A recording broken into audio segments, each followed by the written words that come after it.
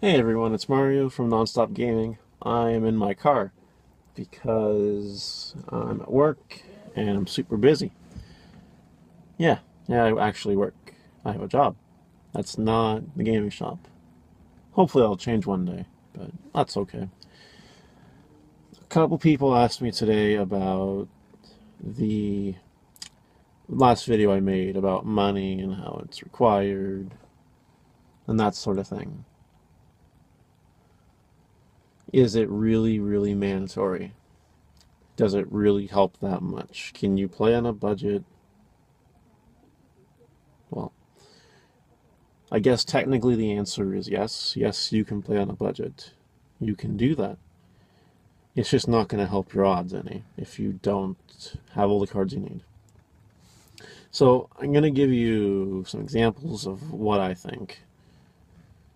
Back in my day, before I was super serious Mario and playing all the big card games for all the monies and all the fame and glory and whatnot, um, I didn't really shell out as much money as I should have. Um, you know, I got my first regional invite with Plant Synchro, but it was an incomplete Plant Synchro deck. Um, it was supposed to be Tour Guide Tingo Plants because it was the weekend that set came out before Hyper Librarian. And I was thinking to myself, well, I don't have the money to spend on tour guides. And in retrospect, I think that I was lucky that I went 6-2 out of regionals without tour guides when every other plant deck there had tour guides and Tengus. I had Tengus, just not tour guides. I had one. Was it a struggle? Yeah, it was a struggle. I didn't. It wasn't as explosive as it could have been, or wasn't consistent as it could have been. It's very interesting. Right now, we're in a format where hand traps are kind of important. People still play Maxi. People still play Drone Lockbird. People still play Ash Blossom, which is your $100 hand trap in Canada, eh? Because everything's more expensive over here. And then some people consider evenly matched a hand trap. Well, technically it's a trap you can activate in your hand, so sure, whatever. Not the same thing, but I guess it fits. When I was talking about the other day, if I would, you know, play Yu-Gi-Oh, I would be playing everything. I would have 3 Ash Blossoms and 3 evenly matched. I still agree with that.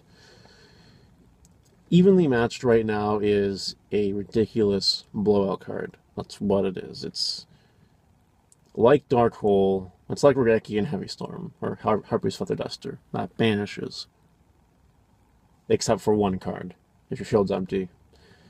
And, that's pretty effing powerful, if you ask my opinion.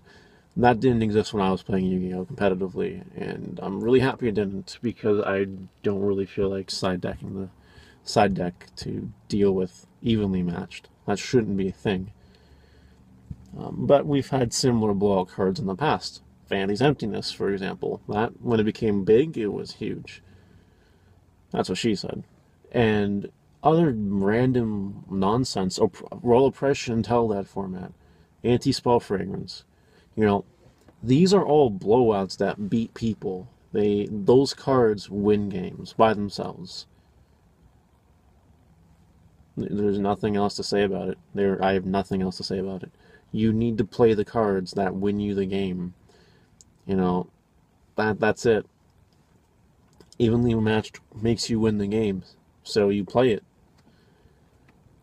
Some people don't want to use it, and that's your choice. That's fine. But for me, if I was playing Yu-Gi-Oh, I would want all of the free wins. Evenly matched can be a free win. I mean that. You can just activate it and win the game right there. Well, technically the next turn. But you get what I'm referring to, right? So it boggles my mind that people will complain about that. Now, can you play on a budget? Yeah, you can play on a budget. You can build the most expensive deck. Spiral is number one. There's no doubt in my mind that they're the most consistent tier one deck. But there are Pendulum Magicians, and Pendulum Magicians, the main deck is cheap. You can do a main deck for under $100 unless you have, considering Ash Blossoms. Then it's not. And evenly matched. Then it's not. And then your extra deck. Your extra deck's a bit pricey because there's Beals and Utopia the Lightning, Omega, Tornado Dragon, stuff like that. It's pricey, so it's gonna take a couple bills to build a deck. But that's your budget version of it, really. I have a budget Pendulum deck built. I would not be playing at a regionals with a budget Pendulum deck. It's basically complete, minus Ash Blossoms and evenly matched. And some people will take their budget Pendulum decks and they will go and play. And you know what? They might get some invites. It's possible. But your odds of winning definitely go up when you're playing the best deck and the best cards. And the best deck and the best cards are always the most expensive cards because they're the best. There's a reason why they're expensive. Because you should be playing them. And that's the opinion. Somebody can go and play Yosenju's. That deck is dirt cheap. Dirt cheap. It's a bunch of Yosenju monsters and traps and a couple spells. And all you have to do is just tailor your anti-meta deck to the current meta, and then you win if you get those cards. It's pretty self-explanatory. Pretty easy. It's something you could do. But again, Yosenju's aren't the best deck, and they're cheap for a reason, right? ABCs. I have ABCs. I have almost 2 ABC cores now, just sitting around waiting to be sold, basically.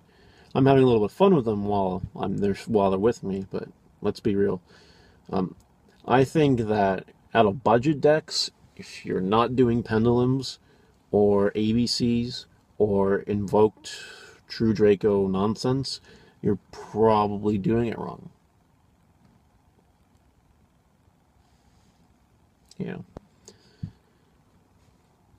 Like a turn 1 a Dragon Buster can beat Spirals. Yeah, okay. It's true.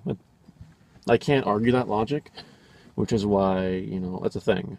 But there aren't that many regional tops with ABCs.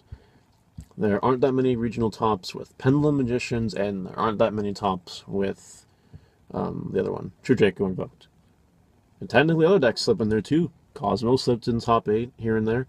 Lightsworn slipped in top 8 here and there. Freaking Lunalight slipped in somewhere and made a top 8 somewhere in the world. So, you can play budget decks. You can do that. It's just, there's a reason that Spirals is the most expensive deck, and it's taking up the most number of spots in your top 8s of regionals. And your invites. That's why. It's because it's the best deck. And it will always be expensive to have the best deck. So that's all I wanted to say in this video today. Some people were not impressed with the fact that I was very hardcore money in the last video. I didn't bring any money with me this time to emphasize any points. But I still stand by what I said. Your odds of winning will increase when you have the best deck and you master the best deck. The best deck is the best deck for a reason. It can handle the other matchups, it can handle the mirror match. And that's it. That's it. That's where it comes down to. I played Nekroz for a format and got a lot of top 8s. So that speaks for itself, what you can do with the best deck.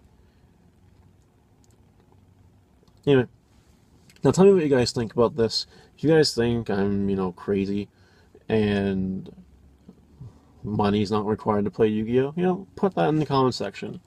I'm curious to know everyone's opinions. If you think I'm right, let me know too. I just know from my personal experience, I didn't start getting anywhere big until I started spending money. And let's not forget, you need travel expense money, you need food money too, and, whatever. Money to get yourself through the day-to-day things. So if you're in high school and you make like $20 a week or something, competitive Yu-Gi-Oh might not be the best for you right now, and you might want to stick with fun Yu-Gi-Oh. But if you're going with you're going to regionals and other events, and you're going to their top or get invites, you better be prepared to spend the money, in my opinion. So that's Mario with Nonstop Gaming, and have yourself a wonderful day.